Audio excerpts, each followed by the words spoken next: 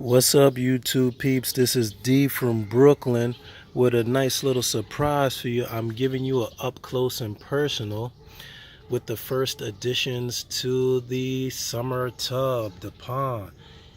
And if you can see, I'm going to try to zoom in. My first additions of fish you will learn are albino paradise fish. I have a nice group of albino paradise fish. I have a pair of long-finned leopard danios in here, which are very hard to see, which is why I have the pumps off. You'll see them darting around and everything and zooming in and out, but they are beautiful fish. And I have celestial pearls. There's a good shot of one of the paradise fish. I have 3 albinos and I have 1 male paradise fish. One good thing about the albinos is there are beautiful contrast. There's another one there. You can see a good shot of them there. They are a great contrast to the rainwater that is in the container pond. And I'm going to slide back so you can see something. A few people asked me, yo, D, one of my compadres in crime, a home fellow member of Brooklyn Aquarium Society, asked me, yo, D, aren't you going to fill up the tub? That was about 3 days ago, and let me tell you, look at where the water level is compared to the drain. This is in 3 days. We just got a ton of rain. Oh, there's a good one. Beautiful fish, the paradise fish.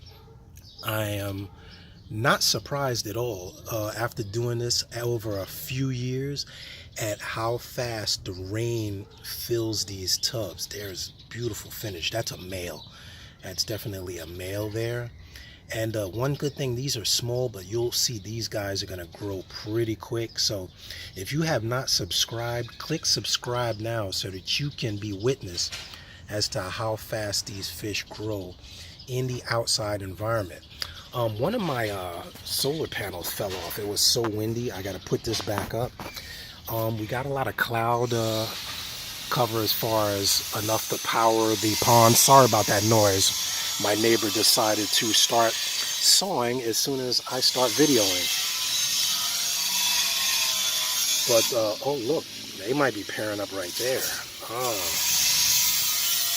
If I'm not mistaken, is that a female? Yes, that is a female. We might be lucky and see the first courtship of the paradise. Uh-oh, he just ate a bug. Oh, man. What is that, a bug? Beetle? You see that? Oh, it's a piece of dirt. This is dirt. Dumb fish. Anyway, I'm also going to show you how I made these planters for my little morning glories. I have some pothos here. Usually the pothos doesn't do that well unless it's really out of the water, but I'm going to see what happens. Anyway, let me show you how I did this. I'm going to pull it out and make a little bit of a mess here, so that you can see. This is basically a Chinese food container, one that you get your big wonton soup in. I cut some drainage holes in the bottom, filled it with river rock or some rocks to keep it down. Then I filled it with soil and I topped it up with sand to keep the dirt from flowing out. And as you can see, even through the drainage, the water runs clear. So it's very important to have sand or something heavy to keep the dirt inside, and on the bottom to keep the rocks so that you get proper drainage, or you end up with a muddy bowl of plant and the plant will actually probably drown. So it does a good job of weighing it down. This is going to grow roots into the water and it's going to create structure to which the fish will create their bubble nests and use to orient themselves. Daniels like structure, gouramis like structure. Over there you'll see the plant that I put in last week. Look how tall it's gotten. It's almost up to the rim. It's completely insurged. The pots actually blew over a little bit and the plants are growing towards the light. So they're actually on that little angle, which is good. This is why I use this plant. It's very hardy. Sorry if I got that out of focus. And it's very water tolerant. This is probably gonna have to get glued because I keep knocking it over. It's got a great root structure, if you can see down here. And you'll notice that the fish orientate themselves to structure. You can see this guy here stays within the root mass of the the ivy branch. In a few weeks, this pennywort is going to probably grow real thick, so I also use that. I use a lot of floating plants other than duckweed. I'm trying to avoid getting duckweed in here if I can at all help it. And these guys are just natural hunters. The other thing I wanted to mention, you talk about mosquitoes, you have mosquito problems. These guys are natural predators for surface insects. Grammies are surface hunters by nature, which is why when I have them inside, I keep feeding them things like bloodworms. Even though I'm allergic to handling the bloodworms, I got dried bloodworms that they have to come up to the surface for, and a flake that oh, that was great. Daniel just shot up there. That was one of the long fins. Oh, beautiful fish. I'll probably get some albino long fins if I can, not the albino, but the white painted ones, or the albino long fins if I can find them. But I'm really more interested in breeding these paradise fish with the regular strain. I'm gonna see if I can get a cross breed. Look at this guy. I loved it when they're small, and when they have a large area of water, they tend to not be skittish. I pretty much reached down and almost petted one earlier, and I thought he was dead. But that's how kind of comfortable they are in this environment. And these guys are probably pairing up. I could just see by the chasing that they're probably gonna be a pair. And yeah, that's cool. So two things very important is monitoring your water level, which is why I have the drain, so it drains into my lily bed.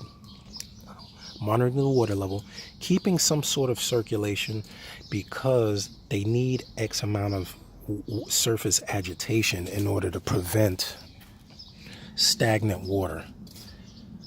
And let me just let this drain off a little bit here. One thing I think is also good for them is the soil being in the water. X amount of soil in the water. Believe it or not, the nutrients in the soil not only feed the plants, but it does that yellowing to the water. It's really healthy for the fish, because in the wild, guess what? There's dirt in the river, there's dirt in the ocean, there's dirt everywhere that there's water. So I'm a strict believer in the nature aquarium as I see it, not from the aquascaping standpoint, but nature aquarium, natural filtration, natural habitat, and fish will grow naturally. So yeah, if you want to keep tabs and see how I progress, the next video I'm going to make, because I said I will, is how I made this fountain pump that my fish love to hang around so much. And what structure I make for the fish. Look at this one inside my little makeshift structure. That was supposed to be for the Daniels. There's a paradise fish in that little flower pot with the fake plants around it. That's like a breeding nest for egg scatterers like Daniels. So stay tuned for that. Click subscribe. I hope you like what you see. It's all natural. It's simple. And look at this little broken flower pot cave. They like that also, but this is definitely going to be spot number 1, spot number 2, probably spot number 3. Once this grows over the side and the roots come out, mark my words, I see this every year. They're going to gravitate towards those spots. So leave your comments below. I hope you like it. If you want to see anything else, if you have any questions, leave them below. I look forward to answering your questions. Till next time, this is D. I hope you're a subscriber. If you're not, click that notification bell so you can see what happens next. Till next time, love, peace, and hair grease. See ya!